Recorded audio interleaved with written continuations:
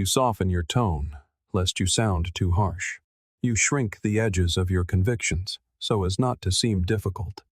You smile through a deep and weary ache, say, "I'm fine," when you are anything but, and you call this strength. But beneath it all, there is a quiet exhaustion, the kind that settles in your bones when you are constantly auditioning for a role you've already earned, for people who would not notice if you stopped performing. And in that exhaustion, a truth you've long avoided begins to whisper. Peace is not found in being liked, it is found in being free. The Stoics understood this centuries ago. They taught that nothing outside your control should ever disturb the quiet landscape of your mind. Not rejection, not loss, not the shifting winds of another's opinion. Yet, most of us live as emotional puppets, our moods dancing on strings we did not choose. Imagine, for a moment, reaching a place where no one's approval could define your value and no one's silence could steal your peace. That is true power. The quiet kind, the kind that can never be taken from you. You move through life believing you are making your own choices, acting on your own terms. But if you slow down, if you truly begin to watch yourself, not from the surface but from that deep internal place where reactions are born, you will see them. The strings. Invisible, yes, but undeniably real. Tugged by the moods of others, pulled by a sudden silence, by a word of praise, by the slightest shift in someone's tone. You think you are free, but how free can you be if a cold glance can ruin your day? If a delayed reply has the power to make you question your own worth? Most people are walking marionettes, animated not by inner conviction, but by the external signals they have been conditioned to obey. You were taught early that attention is safety, that pleasing others is survival.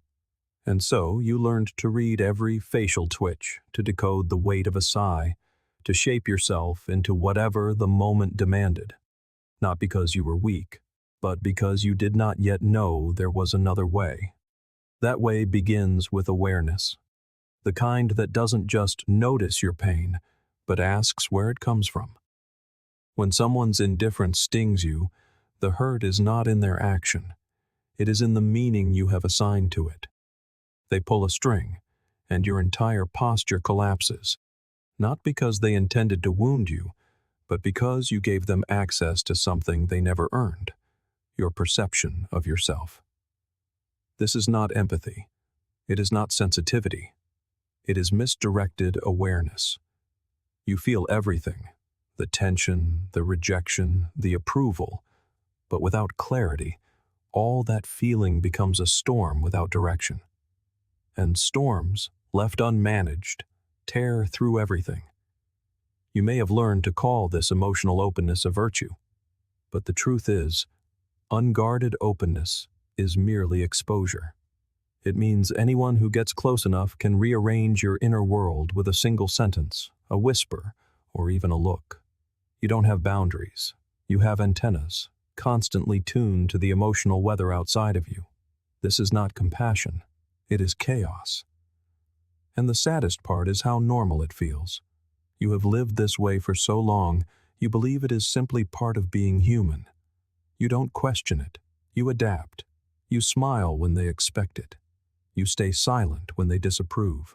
You bend, apologize, and adjust, all the while believing you are keeping the peace, staying kind, being good. But goodness is not submission, and a peace that comes from erasing yourself isn't peace at all. It is quiet desperation, the kind that eats away at you until you no longer recognize the shape of your own soul. The Stoics spoke of freedom not as something granted, but as something mastered. As Epictetus said, "No one is free who is not master of himself." But how can you master yourself when you don't even know who is pulling your strings? It happens subtly.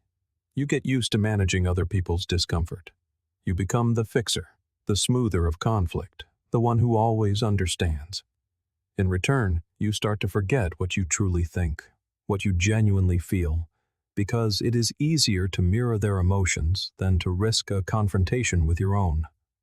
This is how most people live.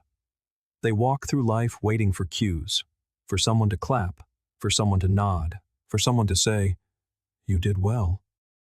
It doesn't sound dangerous, but it is, because it means you are always performing.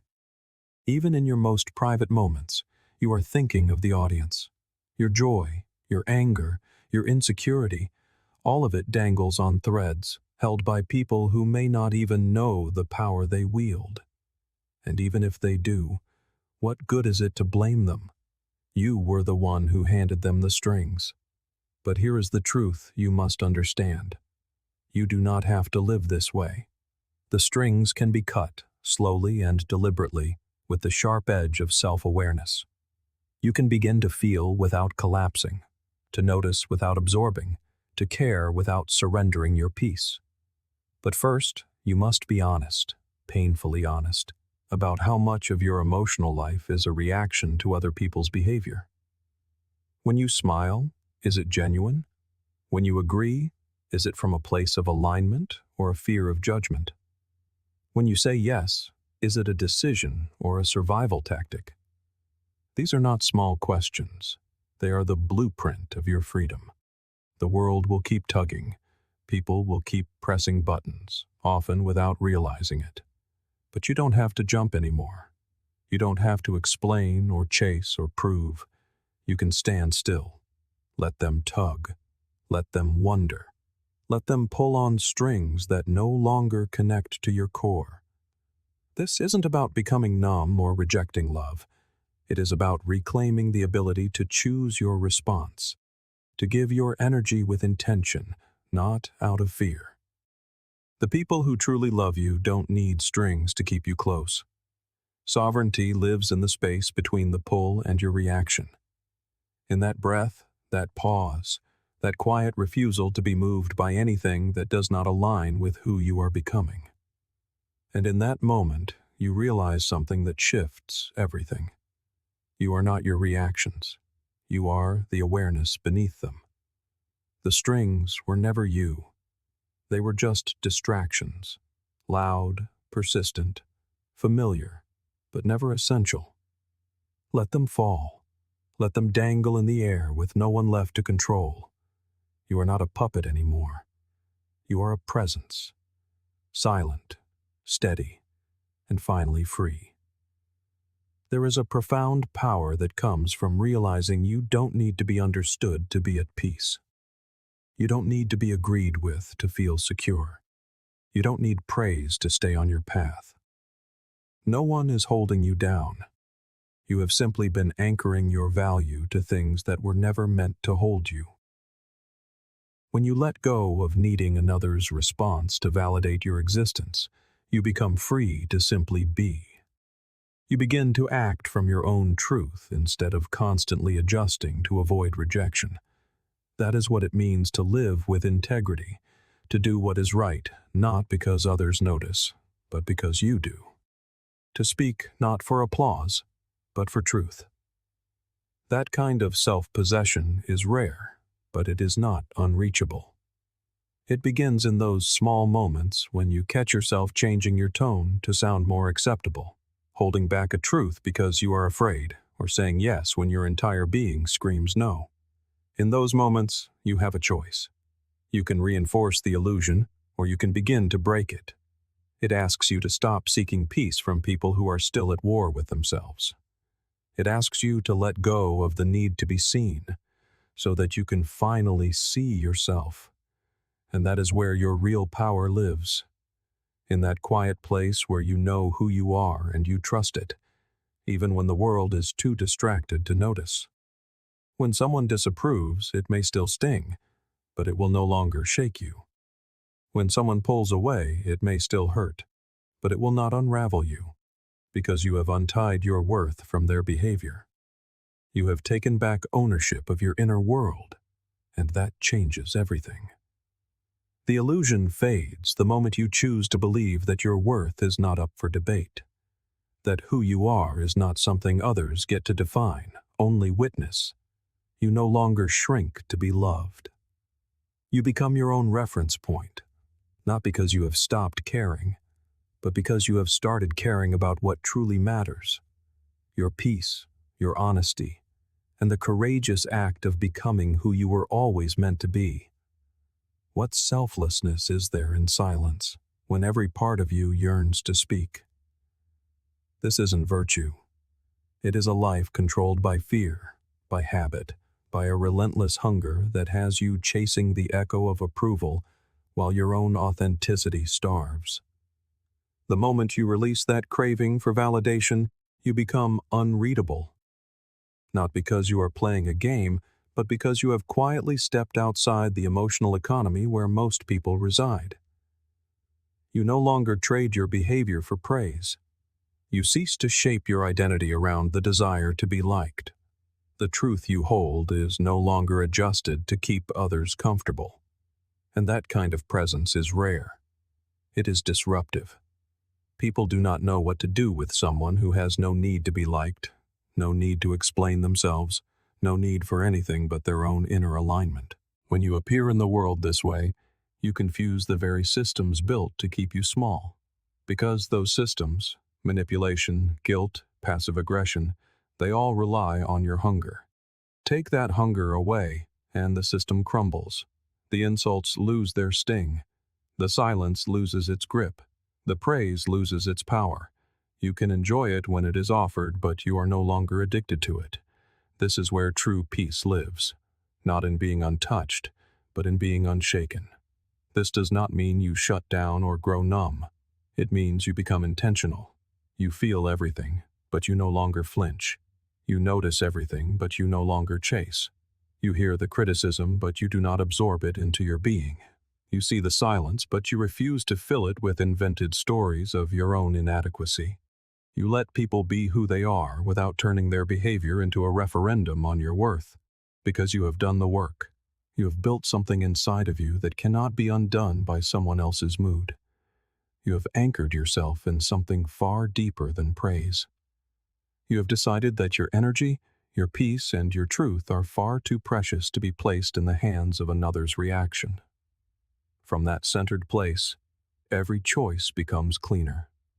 Every boundary becomes easier to hold.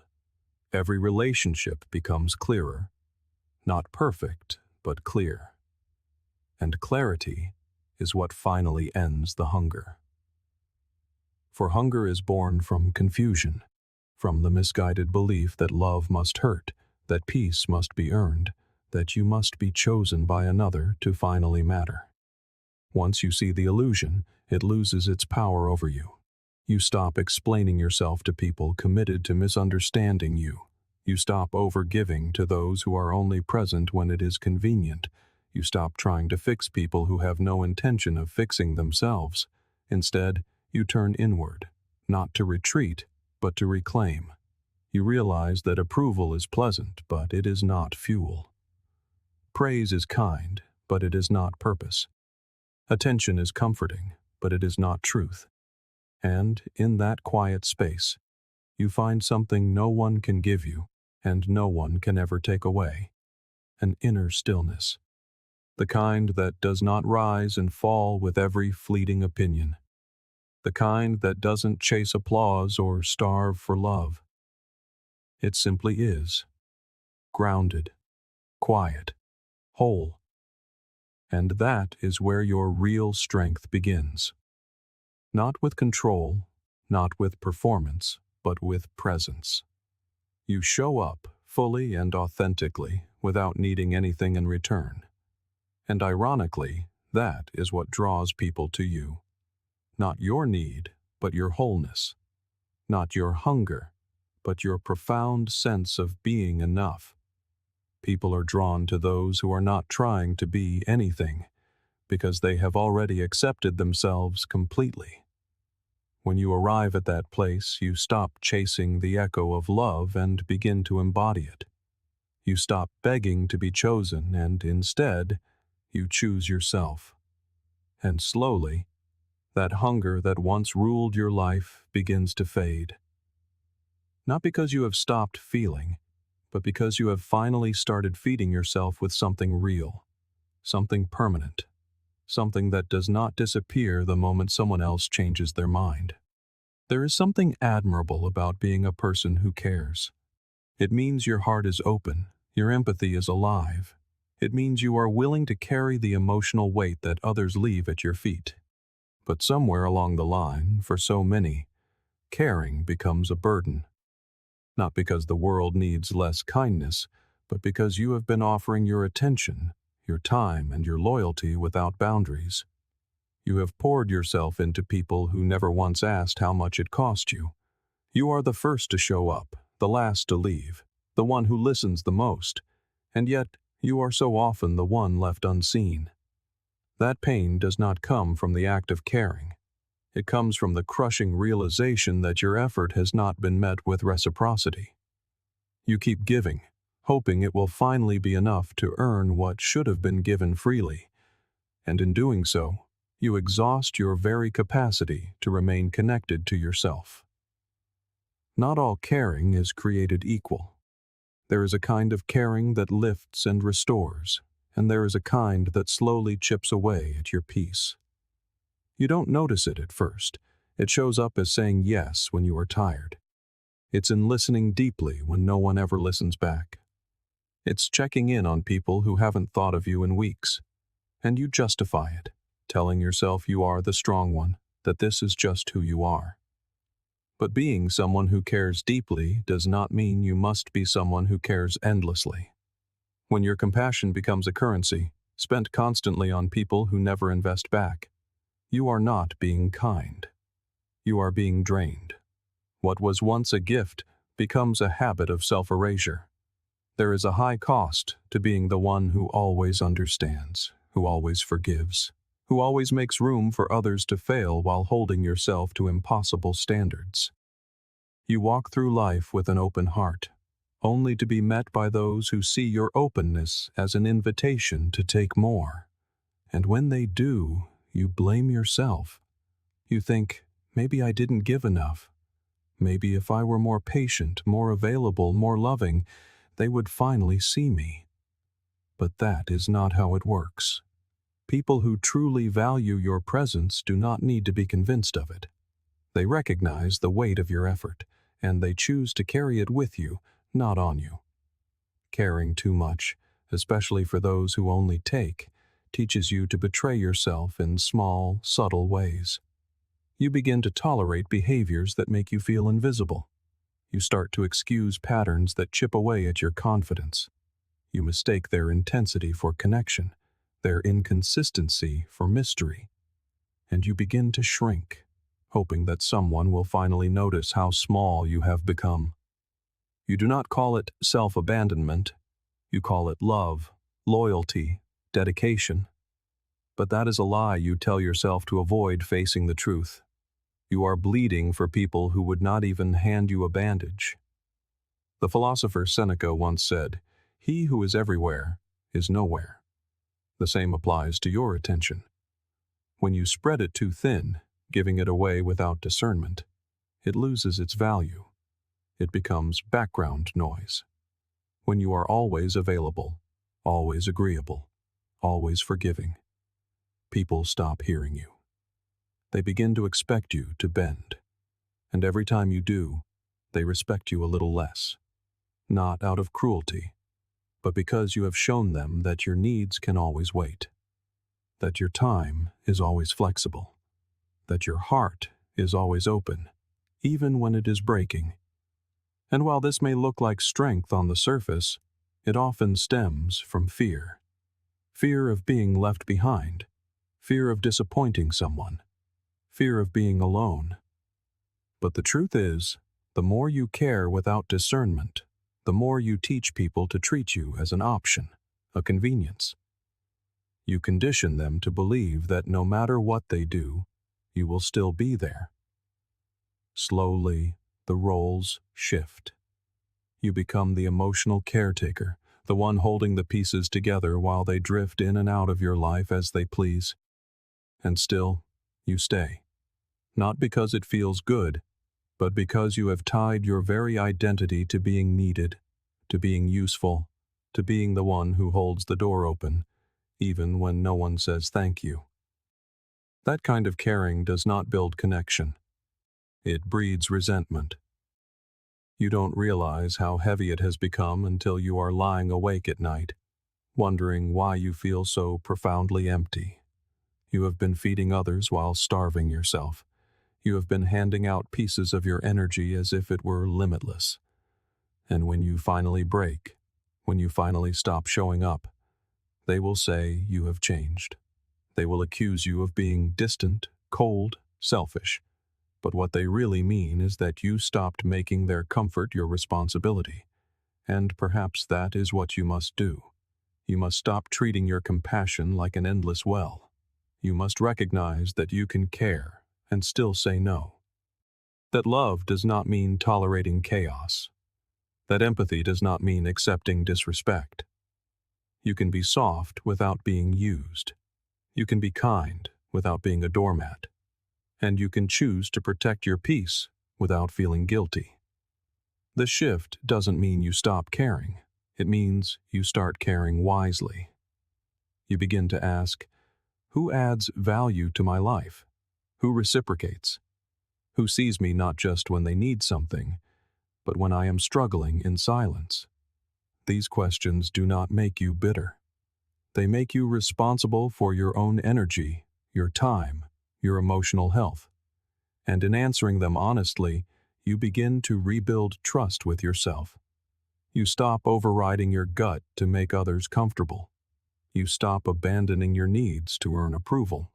You learn to sit with the discomfort of someone else's disappointment, because your peace is worth more than their temporary satisfaction.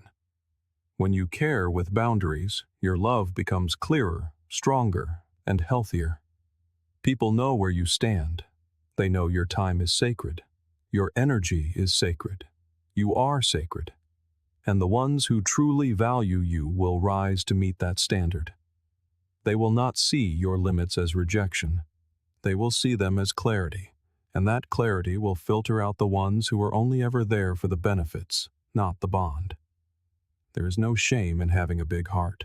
The shame lies in allowing that heart to be trampled by those who never learned how to hold it. It is not your job to teach someone how to treat you by tolerating their mistreatment. Your job is to show up as your fullest self, to give from your overflow, not from your depletion. Because when you give while you are drained, it is not love, it is survival. And real love cannot bloom in a state of survival. You deserve to be held with the same care you offer others. You deserve to be chosen with the same energy you have given to people who never chose you back. And the moment you decide to stop bleeding for the ungrateful, the moment you stop throwing your energy into empty hands, everything shifts. You come back to yourself. You rebuild your reserves. You remember that your caring is a gift, not a guarantee.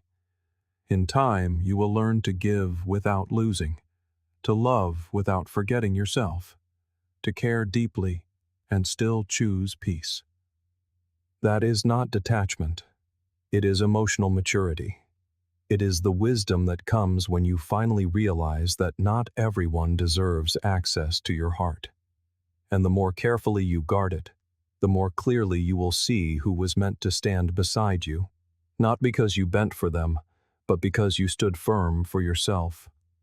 There is a strange truth that most people never see until it is too late. You are not shaped by what happens to you, but by how you respond to it.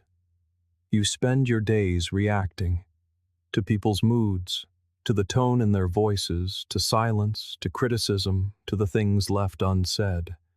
And without realizing it, every reaction is a small surrender, a silent signal that says, "You have access to me. You can alter my state." The sigh of a loved one, a sarcastic laugh, a passive-aggressive pause. These things do not have to be loud to be powerful, because you have already taught the world how to move you. And when people learn how to move you, they also learn how to control you. Reaction is not just an emotional impulse, it is a form of programming. The more you react to a trigger, the more deeply it roots itself into your nervous system. It becomes a habit, a loop. You walk into a room, read everyone's energy, and before you have even spoken, you have shifted into whatever version of yourself you think will be most accepted. That shift does not feel like a choice. It feels like instinct. But it is not instinct. It is conditioning. And it is dangerous, because the more you live this way, the less of your life is actually yours. You are not responding from intention.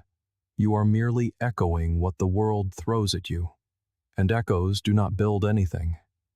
They only repeat what has already been said. You believe you are making decisions, but in truth, you are just reacting faster than you are thinking. Someone frowns, and your mood dips. Someone praises you, and your confidence spikes. Someone disagrees, and you second-guess your own truth. This is the trap. The illusion that your emotions are caused by external events, when really, they are caused by how much of your worth is still hooked into those events. The world does not control you, but the parts of you that are still unfinished, still insecure, still longing for validation, those parts respond to everything, loudly, desperately, predictably. Carl Jung once said, "Until you make the unconscious conscious, it will direct your life and you will call it fate." This is what happens when you live in reaction. You are not choosing. You are being driven by fears you have not faced, by wounds you have not healed, by stories you keep repeating. And worst of all, by people who have learned, whether intentionally or not, how to provoke you. You start trying to control how others see you, not realizing that they are controlling how you see yourself. But here is the shift, the subtle, powerful truth that begins to unravel the whole system.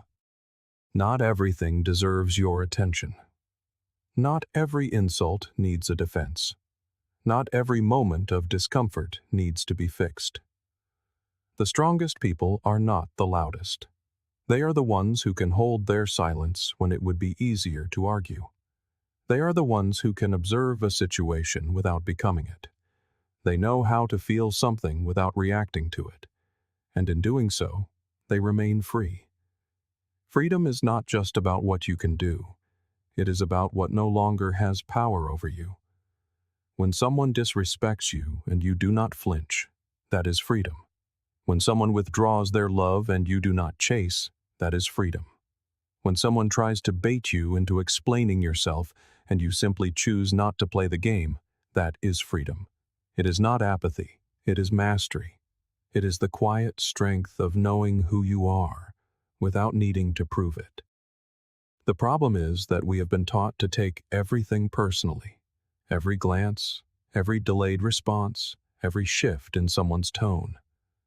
We interpret these things as reflections of our value, and so we react not to the moment itself, but to what we have made the moment mean. That is why it hurts. Not because it is true, but because it touches the places where we are still unsure of ourselves. But if you pause, if you breathe before reacting, you begin to see through the moment.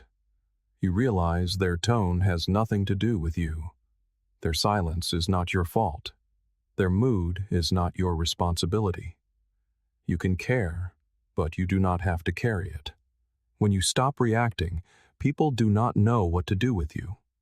Because most relationships are built on reaction, on push and pull, on reward and punishment.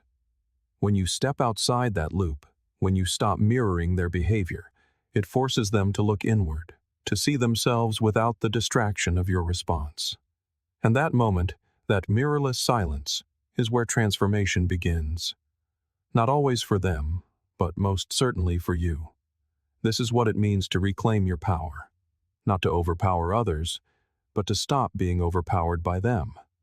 To choose your energy instead of leaking it. To know your value without outsourcing it. To walk through the world unbothered, not because you don't feel, but because you have trained yourself to act from clarity, not from chaos. That is a discipline, a daily practice. but it is one that changes everything, because you become what you react to. And if all you ever react to is negativity, drama, and manipulation, you are slowly shaped by it. You think you are fighting it, but you are feeding it. You think you are protecting your truth, but you are handing it over again and again by letting others dictate your emotional state. When you step back, when you observe instead of absorb, you change the entire dynamic. You shift from puppet to presence, from reactor to observer, from victim to sovereign. You begin to feel the space between the stimulus and your response, and in that space, you find yourself, your real self.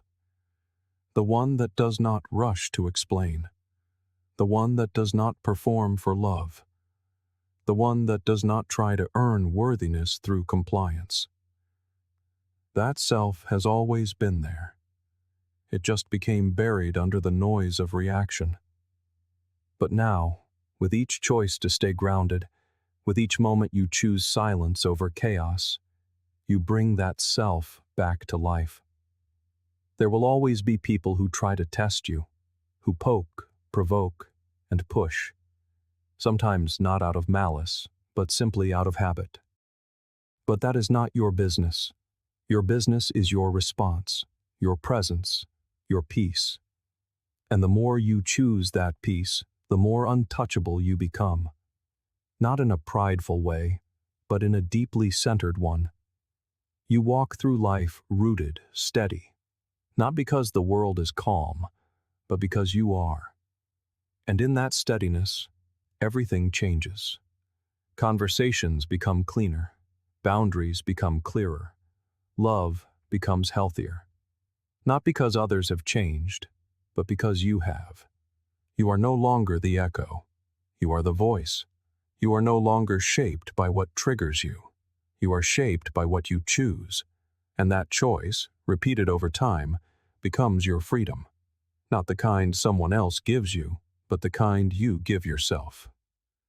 There is a strange pressure we all feel. The pressure to respond, to explain, to justify our presence in every room and every conversation. The moment something feels off, we rush to fill the silence, to defend our choices, to prove that we meant well.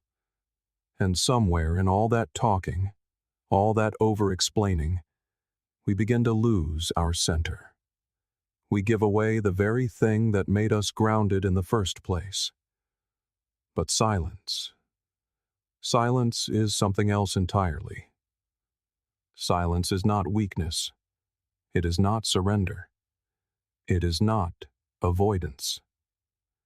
Real silence, the kind that comes from deep clarity, is a form of strength most people never learn to wield, because it requires trust.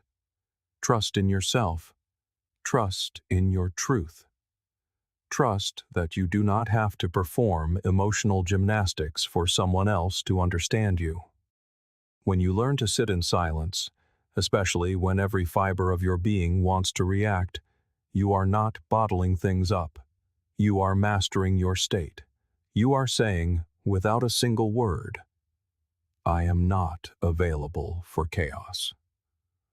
That kind of stillness is not easy, especially if you were raised to believe that being heard means being loud, or that being right means proving your point. But more often than not, those who yell the loudest are the most unsure, and those who defend themselves the hardest are usually the most afraid of being misunderstood. Silence does not mean you have given up. It means you have evolved past the need to be constantly understood. There is a particular discomfort that arises when you stop reacting. People learn to expect a reaction from you. They grow accustomed to your need to respond, to explain, to fix things. It's a familiar rhythm they rely on. So when you offer only silence, when you hold your ground in stillness, it unnerves them. Your silence becomes a mirror, reflecting back the very things they weren't prepared to see. Their own noise, their own need for control, their own discomfort. Suddenly, they can no longer hide behind your reaction. They are left alone with the echo of their own words, their own tone. This is the power of refusing to play the game, of choosing presence over performance. You do not have to answer every accusation or engage with every criticism. You don't need to meet every act of disrespect with a lecture on your boundaries.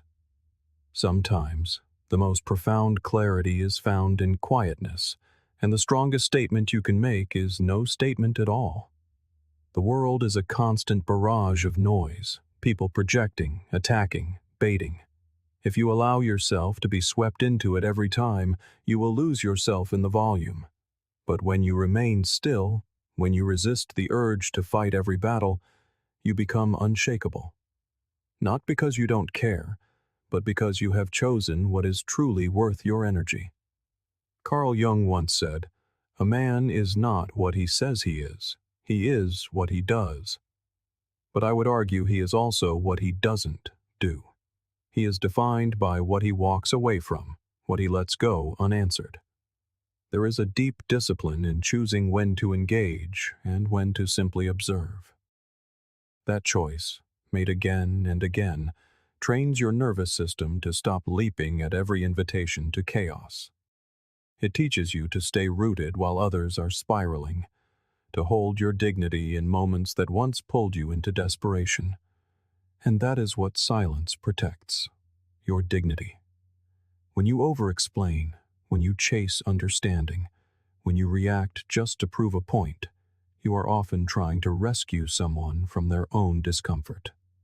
But their discomfort is not yours to fix. If your truth makes them uneasy, that is for them to sit with. Your silence isn't an absence. It's a presence they cannot manipulate. It's a space devoid of the need to be validated, justified, or redeemed.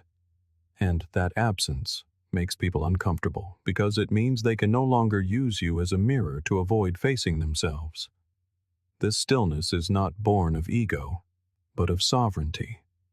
It is the art of sitting with tension without becoming it. It is learning to pause instead of react, to breathe instead of argue, to observe a situation for what it is, not what your fear wants it to be. This kind of mastery is built one choice at a time, one moment of holding your tongue when you're tempted to defend, one decision to walk away rather than escalate, one deep breath when you are on the verge of reacting to something that doesn't deserve your response. Over time, this practice becomes a part of you. You stop wasting energy on things that once consumed you. You no longer rehearse arguments in your head or seek closure from people who were never capable of giving it. You realize your peace is too precious to trade for cheap invitations to drama. Stillness isn't passive.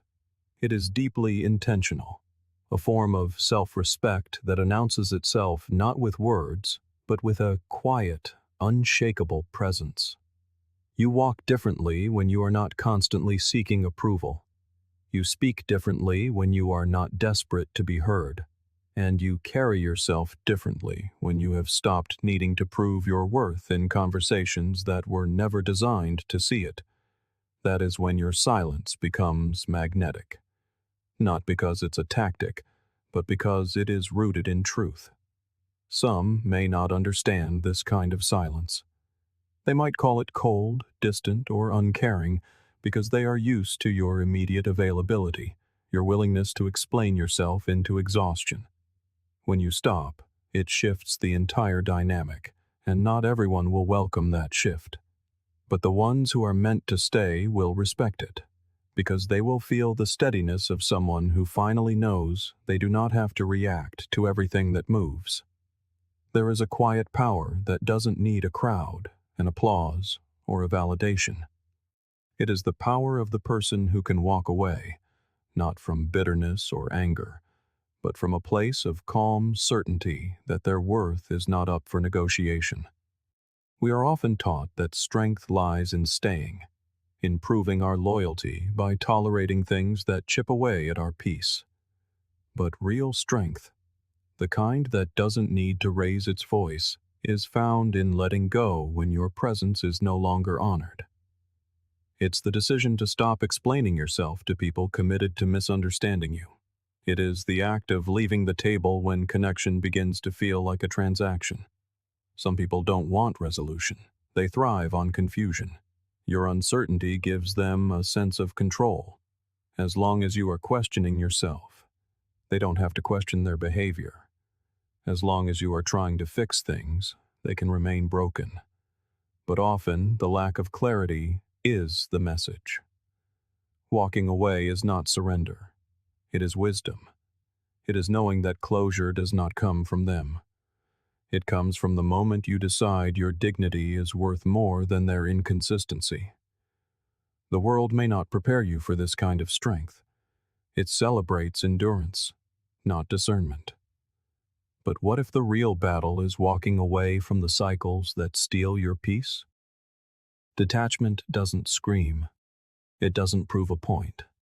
It simply exits, gracefully, quietly, but unmistakably.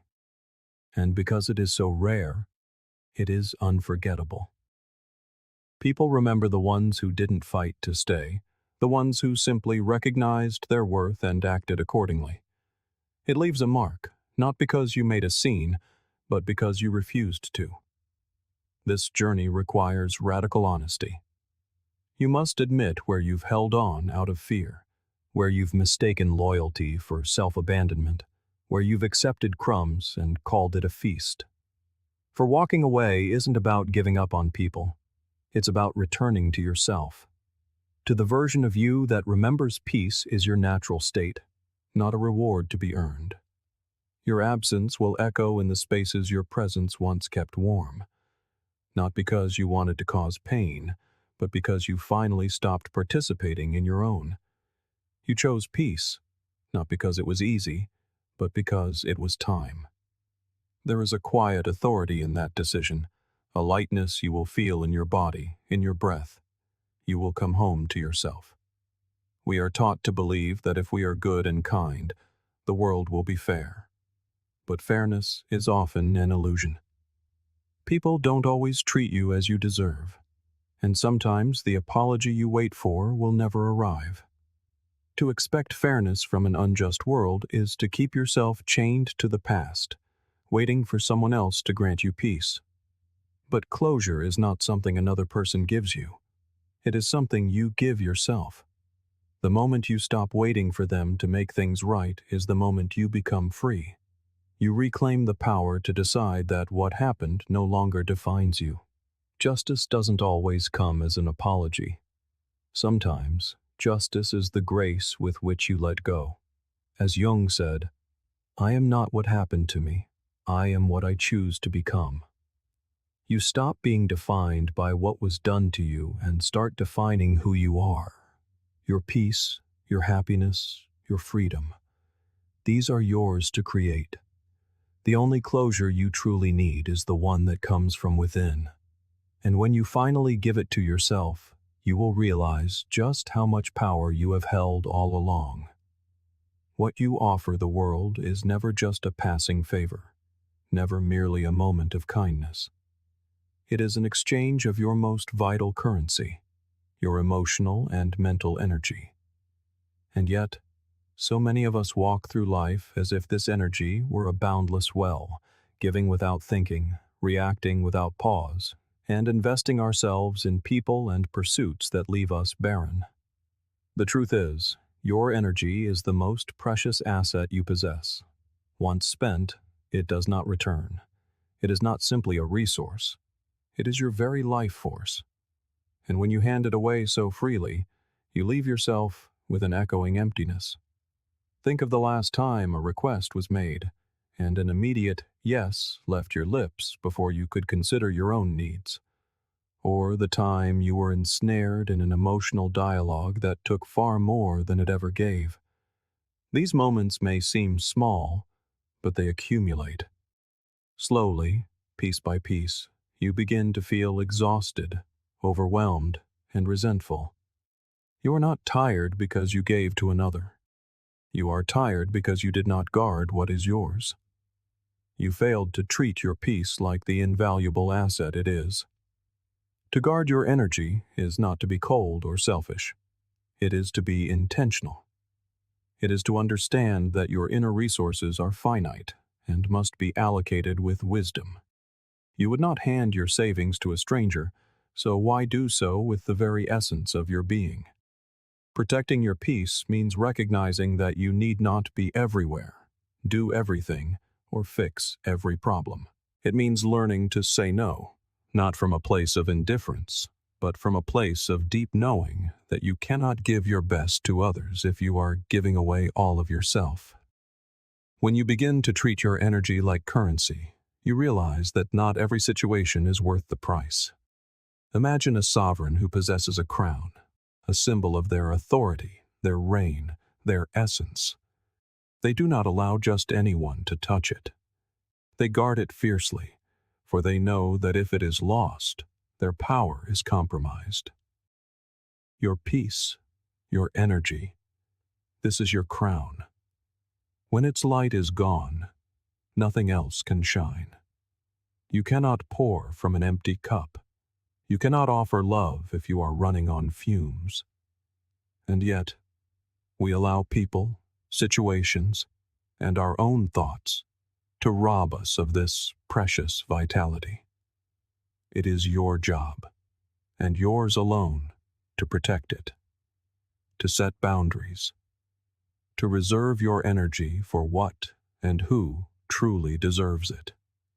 This is a revolutionary act of self-love. The moment you begin, you will notice something interesting. People will begin to respect you more, not because you demand it, but because you demonstrate that your peace is not for sale.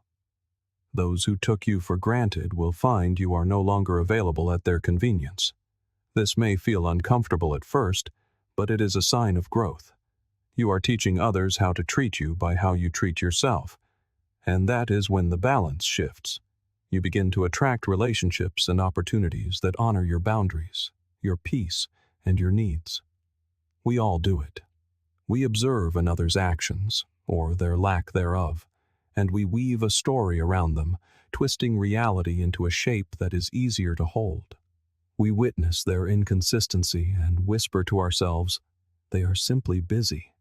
We feel them pull away and rationalize, the timing is just off. We make endless excuses for their silence, their absence, their failure to show up. But deep down, we know.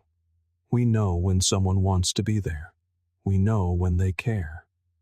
And yet, we choose to believe the story, hoping that if we are patient enough, they will finally come around. But the truth, raw and unyielding, is this. If someone truly wanted to be there, they would be. Clarity does not arrive while you are busy making excuses for another's behavior. It arrives when you finally face the undeniable truth of their actions. This is the trap. We project potential onto people who have already shown us who they are. We convince ourselves that with enough of our time, our patience, our giving, they will eventually rise to the occasion. But people do not change because we wait for them. They change because they choose to. You cannot build a life on the fragile hope of someone else's transformation. Your peace does not reside in their decisions. It resides in your own. It lives in your ability to see things clearly, without the lens of expectation clouding your vision. The moment you stop excusing their absence and start demanding clarity from the relationship you have with yourself, everything begins to change. You stop measuring your worth by their actions. You stop waiting for someone else to validate you. You stop chasing approval and start living from a place of wholeness, a place where you define your own worth. In this clarity, there is peace. You stop trying to fix things that were never broken and stop apologizing for things that were never your fault. You stop reacting to others' emotional chaos and start creating your own calm. When you let go of the need for approval, you make room for your own self-worth to grow. You become the source of your own validation, the creator of your own clarity. You stop chasing people who are not ready to show up for you and start attracting relationships built on mutual respect and honesty. It is the easiest thing in the world to react. Life constantly presents us with triggers: a rude comment, a moment of injustice, a plan gone awry. The temptation to lash out, to defend ourselves with fire and fury, is immense. But you do not rise by raising your voice. You rise by deepening your wisdom. Your true power is revealed not in the heat of your reaction, but in the cool stillness of your response. A reaction is born of instinct, automatic, fueled by emotion, fear, and old conditioning. But a response is a conscious choice. It is deliberate, measured, and born of awareness. The moment you choose to respond rather than react, you claim a profound level of control over your own existence. This is not a call to become numb or emotionless. It is not about suppressing what you feel. On the contrary, it is about learning to acknowledge your feelings fully without allowing them to steer your actions. You can feel the heat of anger without letting it set fire to your words. You can feel the sting of hurt without letting it poison your self-worth. You acknowledge the storm within without letting it dictate your course. That is true emotional mastery. The world will always test you, but each challenge is an opportunity to respond with intention. The more you practice this, the more you realize that your peace is in your hands, not in anyone else's. When you master your reactions, you master your reality. Your emotional state no longer depends on what happens around you, but on what happens within you. And that is a power no one can ever take away. Think of the times you've lost your temper or said things you regret. Each was a missed opportunity for growth. When you react impulsively, you surrender your power. But when you take a breath, pause, and respond with intention, you gain it back. You become someone who is not knocked over by every wave of emotion, but one who stands steady in any storm. This is the ultimate form of self-respect. You choose peace over drama, clarity over confusion. Over time, it becomes second nature to hold your ground, to respond thoughtfully instead of reacting impulsively. And then you realize something profound. You are not your anger, your frustration, or your sadness. Those are just feelings passing through. They do not need to control you. When you respond instead of react, you align with your higher self. You make decisions from a place of strength, not fear. You hold your power firmly in your own hands, and that is when everything changes. Mastering your reactions is not about avoiding your emotions or pretending they don't exist. It is the art of learning to navigate them without being swept away. It's the quiet understanding that you always have a choice. Your response is the one thing that is always yours to control, and the moment you take full responsibility for how you engage with the world, you step into a power that is yours alone. You cease to be a passenger in your own life and start to drive it. And that is how you master everything, not by fighting or pushing back, but by choosing your response, calmly, wisely, and with the unwavering knowledge that your peace is yours to protect. Most people live in a quiet fear of being misunderstood, of being seen through a distorted lens, of being labeled something they are not: cold, bitter, arrogant, selfish. The urge to explain, to defend, to clarify becomes a deafening roar that drowns out your own inner voice. But what if the freedom you are searching for is not found in being understood, but in finally letting go of that need altogether? What if peace begins not when the world sees you clearly, but when you stop trying to force them to? When you evolve, when you heal, when you change your direction, you will confuse people who have only ever known the old version of you. They won't always celebrate your growth. In fact, they might resent it. They might say you've changed. when all you've really done is stopped performing. You stopped playing the role they were comfortable with. You stopped shrinking to fit their expectations, and that unsettles people. So they will create their own story to make sense of it all, a version that puts them at ease, even if it puts you in a box. But you are not here to be put in boxes. You are not here to bend yourself in half just to be digestible for everyone else. You are not a character in someone else's narrative. You are the author of your own. The truth is, your silence, your distance, your boundaries, they threaten those who were never interested in understanding you to begin with. They were interested in controlling your access, in shaping your energy around their needs. And when you start choosing yourself, when you stop explaining yourself, they feel that shift. So, they label it. This is the art of being misunderstood. It is not a tragedy. It is a form of quiet power, the ability to let people think what they want and not lose sleep over it, the strength to allow false perceptions to exist without rushing in to correct them, because at some point you realize that truth does not need a spotlight. It doesn't need applause. It does not even need to be seen. It simply is. It lives in your choices, in your consistency, in the peace that no longer flinches when someone gets you wrong. There is a certain kind of calm that arrives when you no longer rush to explain your silence, when you no longer feel the need to justify your decisions, when you allow people to sit with their own discomfort instead of trying to ease it by shrinking yourself. The truth is, not everyone will understand why you walk away, why you stay quiet, or why you don't react. But that doesn't make your choice wrong. Sometimes, the most loving thing you can do for yourself is not to defend your peace, but to simply live in it. There is also a profound strength in not needing to prove anything. You don't owe the world a detailed account of your healing. You don't owe anyone a backstage pass to your transformation. If they didn't ask the right questions when they had access to you, they don't deserve the answers now. Let them wonder. Let them twist your story. Let them sit in their confusion.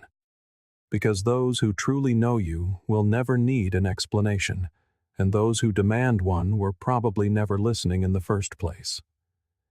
When you understand this deeply, a shift happens. You stop internalizing misinterpretations as your fault. You stop believing that if someone misunderstands you, it means you failed to communicate. No, it often means they were not willing to receive you in the first place. Some people don't want clarity. They want confirmation. They want to confirm the story they have already written about you. And the more you try to explain yourself, the deeper you sink into their illusion. That is why it is so powerful to stop explaining, to stop arguing, to stop clarifying things that your actions have already made clear. Because every time you explain, you hand over a piece of your energy. You trade your calm for the hope of being seen accurately, and that is a losing game. You cannot force someone to see what they are unwilling to look at. You cannot drag someone to understanding if they are invested in misunderstanding you. So, you let go. Let go of the need to control the narrative. Let go of the desire to be seen only in a good light. Let go of the habit of proving your worth. You are not a campaign. You don't need votes. Your truth is not up for public approval. You can be at peace and still be misunderstood. You can love deeply and still walk away. You can care and still be distant. You can be healing and still be silent. And none of that makes you cold. It makes you aware. The moment you stop chasing validation, you step into something far greater, self-respect. You begin to move from a different place, a place rooted in quiet certainty rather than constant negotiation. You no longer spend your energy trying to fix other people's perceptions. You use that energy to build, to grow, to protect what is sacred inside of you. And in that stillness, you find a kind of power that doesn't shout. It simply exists. There will always be those who misinterpret your quiet as arrogance, Your distance is bitterness. Your boundaries as attitude. That's okay. Let them. You are not here to manage everyone's emotional response to your healing. You're here to be real, and real doesn't always look soft or sweet or perfectly digestible. Sometimes real looks like silence. Sometimes it looks like walking away. Sometimes it looks like saying nothing at all. In a world obsessed with performance, that is an act of rebellion. Because the truth doesn't perform. It doesn't beg. It doesn't scream. It doesn't chase after people, waving its hands, trying to be acknowledged. It simply stands, steady, whole, and unapologetic. And when you stand in your truth like that, unshaken, unbothered, you become unforgettable. Not because everyone gets you, but because you no longer need them to. You become magnetic in your mystery, grounded in your refusal to explain. So, let them think what they want. Let them sit in their assumptions. Let them label your silence however they need to. You are not responsible for their peace. You are responsible for your own. And when you start protecting that, truly protecting it, the world stops having so much power over you. You stop dancing for their comfort. You stop shrinking for their understanding. And finally, you breathe. That breath, that quiet, unshaken breath, that is freedom. The kind that doesn't ask to be seen, the kind that doesn't need to be applauded, the kind that just exists, peaceful, still, whole. And from that place, you no longer need to be understood, because you have finally understood yourself. There's a strange habit many of us fall into without even noticing, trying to find peace in the very people who keep stealing it. We call it connection. We call it loyalty. We call it love. But sometimes, what we're really doing is abandoning ourselves just to hold on to someone who feels familiar. And familiarity, when it's born from pain, can be a dangerous illusion. You may start to believe that exhaustion is normal, that walking on eggshells is a form of love, that constant self-editing is just part of being close to someone. But peace isn't found in the arms of those who exhaust you. It's preserved by walking away from those who demand too much of your soul. If every conversation leaves you drained, if you consistently feel smaller than when you arrived, it is not a coincidence. It is a pattern, and patterns do not lie. Energy does not lie. You might try to explain it away. You'll say, "They're just going through something," or "I'm just being too sensitive." But there comes a point where honesty must outweigh hope. You can't keep hoping that someone who repeatedly brings you storms will suddenly start bringing you calm. You can't keep planting your heart in places where the soil rejects you, and then wonder why nothing ever grows. People will show you who they are through the way they treat your silence, through the way they respond to your softness. If every time you open up, you get cut, it's not that you're too emotional. It's that you're giving emotional access to people who haven't earned it. That's the painful truth. Your vulnerability is sacred. It is not meant for those who turn it into ammunition. You were not made to bleed for someone else's comfort. You were not made to beg for someone else's attention. And you were certainly not made to sacrifice your peace so someone else can feel powerful. Some people only know how to relate through chaos. They don't feel seen unless there's conflict. They don't feel alive unless there's tension. And when you bring peace into that equation, they will try to break it. Not because you're doing something wrong, but because they don't know how to exist in a space that doesn't feed their inner storm. They crave the fight. They thrive in the drama. And slowly, they train you to respond to life in the same way, until one day you can't tell the difference between love and stress. That's when you start losing yourself, slowly, quietly. You begin to question your instincts. You overthink your every word. You become hyper-aware of tone, of timing, of how much space you're allowed to take up. You start calling it being careful. But what it really is fear. The fear of being too much, the fear of setting boundaries, the fear of finally choosing yourself. Because for so long, your peace was tied to their approval. Your worth was wrapped in their validation. But the moment you start seeing it clearly, something shifts. You begin to reclaim your power, not with a scream, but with a boundary. Seneca once said, "He who is brave is free." And bravery, in this case, is choosing to walk away from people who confuse your kindness with weakness. It's deciding that you will no longer participate in dynamics where your peace is the price of admission. Because peace isn't something they give you. It's something you protect from them. It isn't earned by pleasing. It is kept by guarding. And when you start doing that, really doing that, the world around you changes.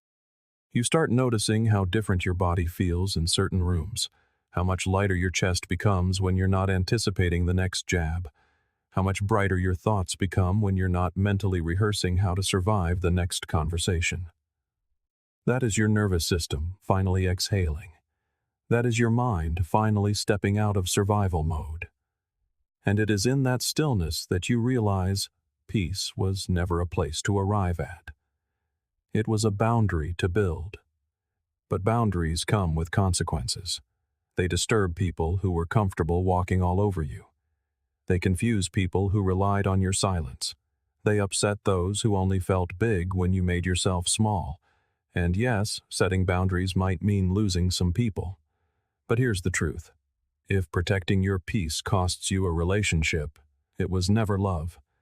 If being authentic causes distance, then the closeness was never real. Real love doesn't demand that you shrink. It doesn't resent your growth. It doesn't punish your honesty. So stop making excuses for their chaos. Stop romanticizing your own discomfort. Stop calling it love when it's really just emotional debt.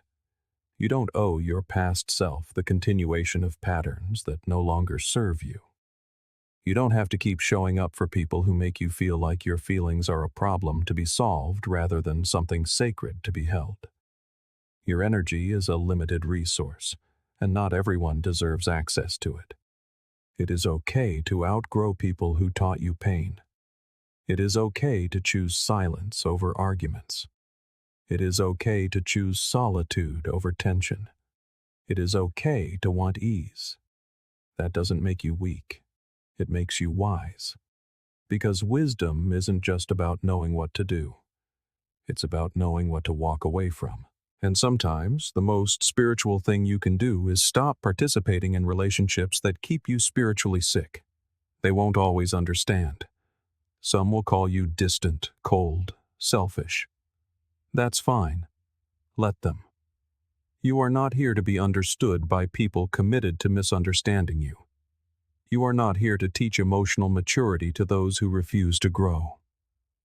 You are not here to explain your peace to people who only want your chaos. You are here to build something deeper, something quieter, something real. And that requires space. It requires clarity. It requires saying no, even when your voice shakes. You do not have to turn every relationship into a project. You are not a fixer. You are not a healer on demand. You are not a sponge for someone else's unresolved pain. You are a person, a whole one, with limits, with needs, with a right to protect your spirit. So, start choosing environments that nourish you, not deplete you. Start surrounding yourself with people who listen when you speak, not just wait for their turn to talk. People who make you feel safe, not scrutinized, seen, not scanned for flaws. Because when you stop giving your energy to war zones, you create room for peace to take root. And peace isn't loud. It doesn't announce itself. It just shows up in how you breathe, in how you sleep, in how you show up for yourself when no one is watching. That is the kind of peace worth fighting for. Not the peace of forced smiles and quiet suffering, but the peace of alignment, of wholeness, of finally feeling like you belong in your own life. So if they keep bringing war, stop trying to build peace with them. Stop trying to make it work where you are only ever breaking. Stop giving love to places that confuse it with weakness. Protect your space. Protect your voice. Protect your mind. Because not everyone wants peace. Some people want control. And your job isn't to convince them otherwise. It's to choose differently. Peace isn't a destination. It's a decision. And you don't find it in people. You find it in the moment you realize you don't have to carry what keeps wounding you. That moment, that quiet, clear, powerful moment, is where the war ends and your life begins. Detachment is so often misunderstood. People hear the word and immediately associate it with distance, indifference, even coldness.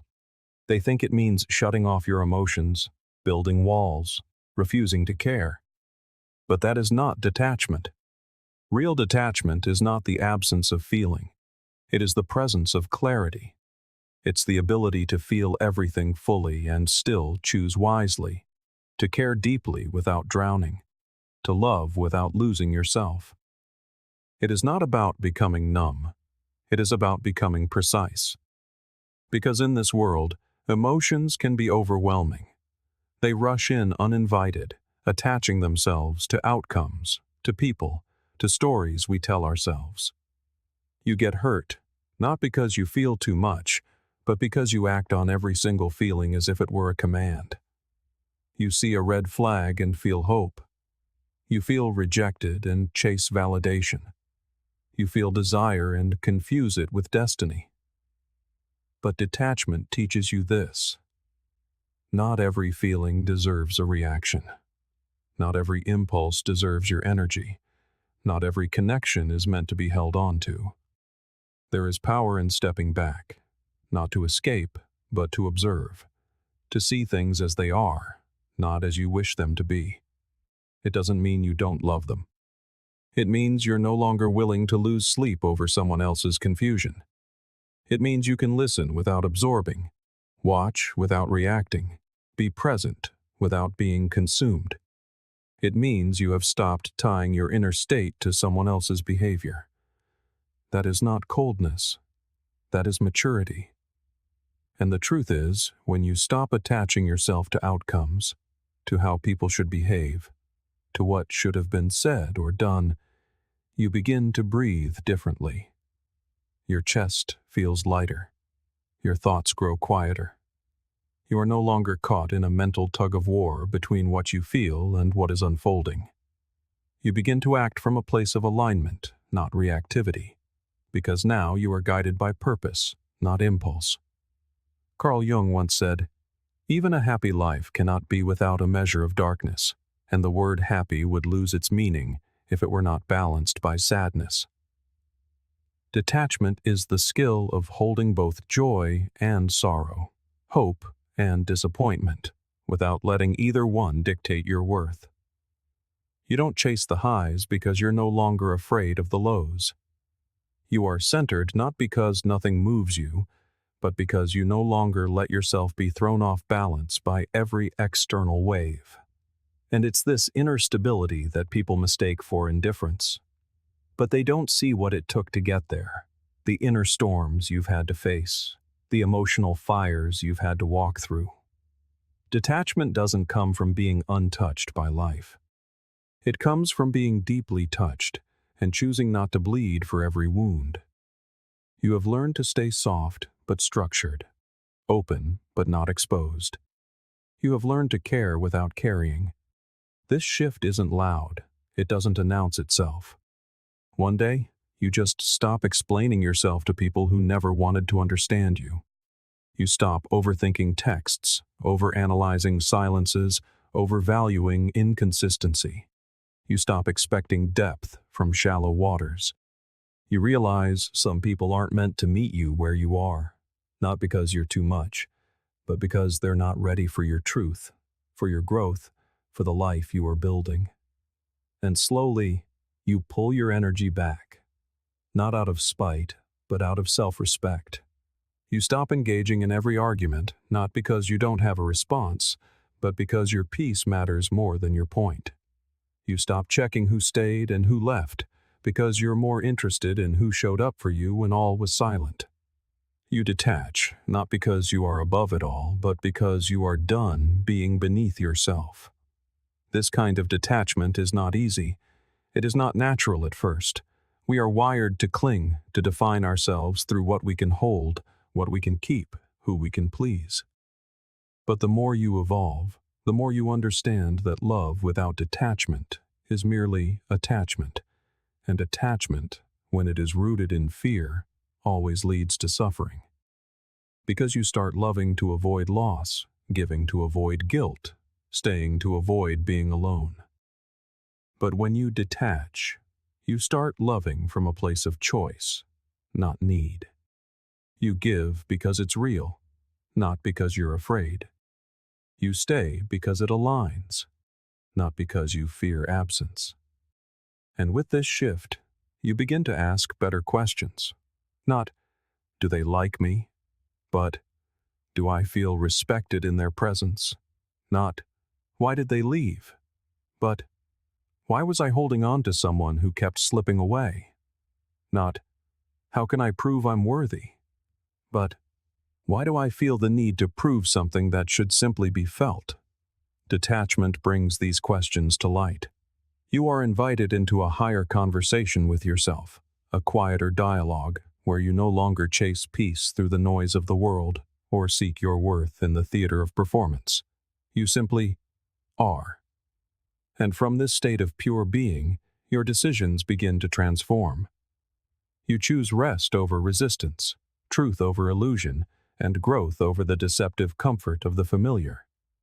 You begin to move from a place of inner power, not a plea for outer approval.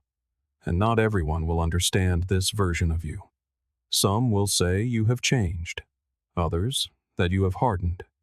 But what they are truly witnessing is a part of you they had not yet earned the right to see.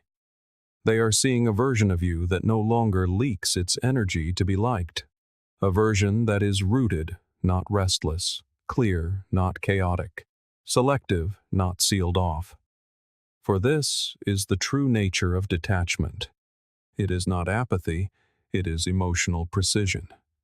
You still feel, and feel deeply, but you learn to channel those feelings into what truly matters. You stop trying to be everything to everyone and begin the sacred work of becoming everything to yourself. You realize that you are not obligated to be available to those who confuse access with entitlement. You no longer need to prove your care through the currency of self-sacrifice or say yes to requests wrapped in guilt. You begin to protect your peace as a warrior guards sacred ground, quietly, firmly, and relentlessly. Not by building walls, but by sharpening your discernment. Not by isolating yourself, but by elevating your standards. You come to understand that detachment is not the end of connection, but the dawn of conscious connection. It is the art of being present without possession, engaged without becoming entangled. It is what allows love to flow freely, without curdling into dependency. And when you live from this place, your entire world shifts. Your standards rise. Your tolerance for drama dissolves. Your circle may grow smaller, but the depth of your peace expands beyond measure. You stop over-explaining and start observing. You cease reacting and begin to respond. You stop giving yourself away and start building yourself up. So the next time someone accuses you of being distant, cold, or too quiet, allow them their perception. Let them misunderstand. Let them mislabel. You are not here to manage the gallery of opinions.